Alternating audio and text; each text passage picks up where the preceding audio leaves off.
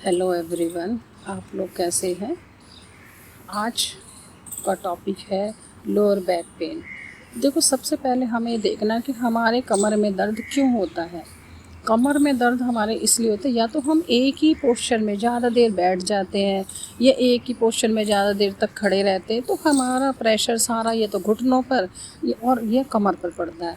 तो अगर जिनका वेट ज़्यादा है, सबसे पहले वो अपने वेट को कम करें, वेट कम करें, अपना थोड़ा खाना चेंज करें, पानी चेंज करें और थोड़ा सा लाइफस्टाइल चेंज करें, क्योंकि शरीर को मूवमेंट चाहिए। जैसे जैसे हमारी एज बढ़ती है तो हमारी मूवमेंट कम होने लगती है और वेट बढ़ने लगता है। तो इसे नॉलेज में लाएं, इसका पूरा ध्यान रखें।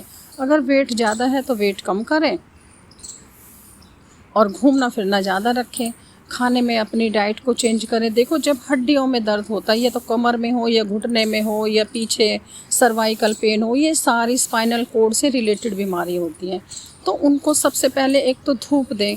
विटामिन डी बहुत ज़रूरी है, तो वो अगर आप नहीं दोगे तो आप कितनी भी गोलियां खा लें, कितनी भी मेडिसिन ले लें, आपको आराम नहीं आएगा। तो इसका ध्यान रखें। विटामिन डी में धूप हो गया, और सनफ्लावर सीड्स होते हैं, आप वो भी ले सकते हैं।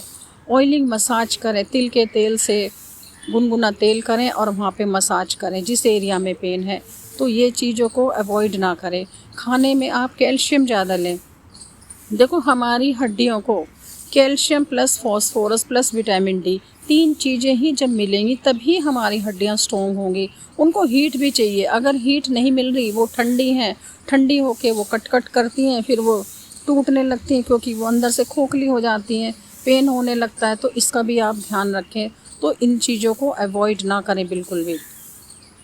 खाने में अब देखें, लोअर बैक में पेन है या घुटनों में पेन है, कोई भी पेन है, तो आप ठंडी चीज़ें फ्रिज से एकदम डायरेक्ट निकाल के ना खाएं। उसको टेम्परेचर उसका पूरा होने दें, बाहर नॉर्मल होने दें, तब उसको यूज़ करें। और हो सके तो उतना ही बनाएं और उतना ही खाएं। खट्टी चीज़ें अवॉइड करें, ठंडी चीज़ें अवॉइड करें, बाहर का खाना अवॉइड करें। हेल्दी फूड लें, हेल्दी खाना खाएं। जितना हो सके आप फ्रूट्स ले सकते हैं। ज़्यादा भूख जिनको लगती, कहते हैं हमें ज़्यादा भूख लगती है, तो भैया आप फ्रूट्स खा लो। सब्जी है जो पसंद है उनका सूप पी लो, जूस की बजाय, बल्कि आप सूप लेंगे तो वो ज़्यादा फ़ायदेमंद होगा। तो सूप लें आप। स्प्राउट्स आप बना सकते हैं। स्प्राउट्स लेने से हमारा जितना भी वेट है, जितने भी अंदर गंदगी जो जमा होती है, वो सब निकल जाती है, पर उसको सब खाते नहीं है। अगर आप थोड़ा थोड़ा एक एक दो दो चम्मच भी बढ़ाएंगे, उसको खाएंगे, तो आपको अच्छा लगेगा, मीठा लगता है। उसमें आप कोई भी सब्जी काट के डाल लो, फ्रूट, किशमिश विशमिश, कच्चा नारियल, जो भी डालें उसको, पुदीना धनिया डाल के, नींबू डाल के खाएं अगर टेस्ट चाहिए तो। क्योंकि टेस्ट खा खा के ही तो हमारी ये बीमारियां आती हैं। अब टेस्ट को थोड़ा अवॉइड करें अपनी एज देके। अगर हमारी एज बढ़ रही है तो हम अपना खाना तो चेंज करना ही पड़ेगा, अगर हेल्दी रहना, फिट रहना, बीमार नहीं होना। अब बीमारियां तो कुछ ना कुछ कहाँ हमारे शरीर से ही आती, हमारी गलतियों से आती हैं। हमारी गलती कहाँ होती, हम जब अगर पीछे जाके देखें कि हाँ हमने कल ये खाया था, परसों ये खाया था, तब हमें पता चलता है। अगर हड्डियों में भी अगर दर्द हो रहा है, कहीं भी गर्दन में पीछे या कमर में या सैटी पेन है या घुटनों का पेन है, तो ये एक दिन में तो आया नहीं है ना, धीरे धीरे ही बढ़ा है। कुछ बीमारियां तो हमें 50% पता ही नहीं चलता। जब 50% जब बढ़ने लगती है, उससे ऊपर हो जाती है, तब हमारे शरीर सिग्नल तो पहले भी देता, पर हम इग्नोर कर जाते। तो अपने इन सिग्नल्स को समझें और उनको ठीक करें, अपनी आदतें सुधार के। आप ट्रीटमेंट जो भी ले रहे हैं वो ट्रीटमेंट लें, पर थोड़ा सा नेचर के साथ भी जुड़ें। अब नेचर क्या कहता है, वो यही कहता है कि भाई तेल मसाले कम करो, अपना नॉर्मल फूड है, सिंपल फूड है, वो खाएं। ज़्यादा एकदम ना खाएं, कम खाएं। पेट ऊपर तक पूरा ना भरे, अपने आधा पेट भरें, आधे में एक पानी का हिस्सा छोड़ दे, एक हवा का, जिससे वो अपना काम अच्छे से कर ले। अब खाना हम खाते हैं पूरा यहाँ तक भर लेते हैं, अब यहाँ तक भरेंगे तो वो अपना काम कैसे करेगा। वो एसिड बनेगी, एसिड फिर मुँह से बाहर निकलने लगती है। तो जब खाना हम खाएंगे, उसको पचने के लिए भी तो टाइम भी लगता है और स्पेस भी चाहिए। हम स्पेस छोड़ते नहीं हैं, हम छोटी छोटी बात का ध्यान नहीं रखते। सबको सब चीज़ें पता है पर इग्नोर करते हैं। तो ये इग्नोर ना करें, अपने लाइफस्टाइल को सुधारें, जो लोग देर तक सोते हैं वो जल्दी उठें, उठ के बाहर तो जाओ 1-2 दिन, पता चलेगा ना।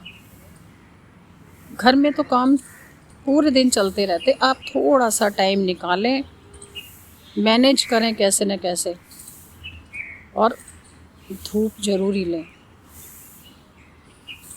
अपने आप को फिट रखें, क्योंकि ज़्यादा उम्र ठीक नहीं है, हेल्दी होना चाहिए। अब मैं 100 साल जीऊँ, 110 साल जिए, अब एज तो सबकी ज़्यादा ही होती है, पर हमारी कमियों से वो एज कम हो जाती है, क्योंकि हमारे बीमारी ऐसी लग जाती हैं, कुछ ऐसी प्रॉब्लम आ जाती है तो शरीर बैठ जाता है। और बैठे बैठे भी अगर शरीर बैठ गया, अब हम 100 साल तक जिएंगे तो उसको क्या फ़ायदा। अगर हम 60 जिए, 70 जिए, 80 साल जिए, पर हेल्दी रह के जिए, बीमारी कोई ना हो, तो उसके लिए एज बड़ी, खाना चेंज, लाइफस्टाइल थोड़ा चेंज, थोड़ा कम वॉक टॉक करें, कम बोले, दिमाग से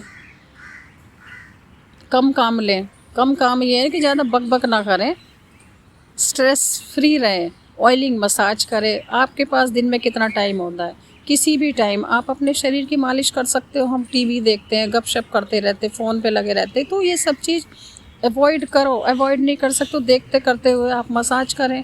अगर दिन में 1 बार मसाज कर लोगे, अगर टाइम है तो 2 बार ही कर लो। जब बीमारी, हॉस्पिटलों में भी तो हम चक्कर लगाते हैं, तो आप 2 बार ही मसाज करें, उससे आपको फ़ायदा मिलेगा, आपके शरीर की में ताकत बढ़ेगी, जो गैस होगी वो बाहर निकलेगी, जिसको वायु बोलते हैं।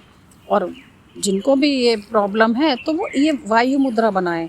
अंगूठे को पहली उंगली को अंगूठे की जड़ में लगाएं और 3 उंगली सीधी करके आप जब भी होश आए तो इस मुद्रा को लगा के रखें। कम से कम कंटिन्यू 5 मिनट तो लगाएं। 5-5 मिनट करके जब भी याद आए आप इसको लगा लो। उंगली नीचे ना करें, ऐसे रखें, तो उससे भी आपको फ़ायदा मिलेगा। अगर हम करते हैं तो फ़ायदा उसका मिलता है, पर हम करते नहीं हैं, हम बहाने बहुत ढूंढते हैं, तो ये सब तो अच्छी बात नहीं है ना। तो आप ये सब चीज़ अप्लाई करें और फिर देखें। और आप देखें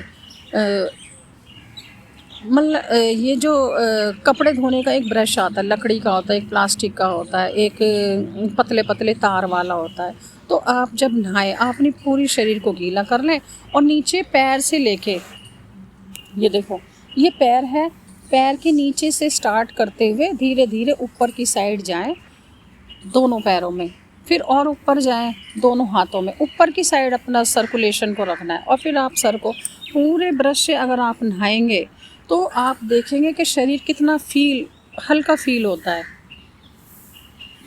तो आप ब्रश से नहाएं। अगर कुछ इसके बारे में पूछना है तो आप कमेंट्स करें या फ़ोन कर सकते हैं। ब्रश से नहाना बहुत ही इफ़ेक्टिव है। जितना भी हमारा ब्लड का सर्कुलेशन बॉडी में रुक जाता है